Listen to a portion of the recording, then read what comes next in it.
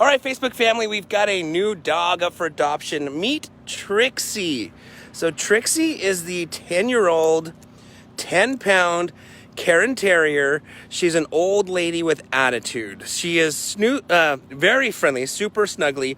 However, she is selective with dogs. Some she gets along with and some she does not. But if you're thinking about adopting a new member to your family, and maybe you don't even have a dog, then Trixie will get along just fine in your family. But if you do have a dog, you can also introduce your dog to Trixie to see if they're a good fit. But Trixie is definitely looking for a home. At 10 years old, she is looking for a home that in a family she can go live with happily ever after. So we're trying to find her a home and a nice family who's going to take good care of her. And you can see I'm just kind of petting her right here on the chest, and she is absolutely loving it. So she is a sweet, sweet girl, just an old lady with attitude. But if you're looking for a new family member to adopt, then definitely check out Trixie. All right, thanks for watching.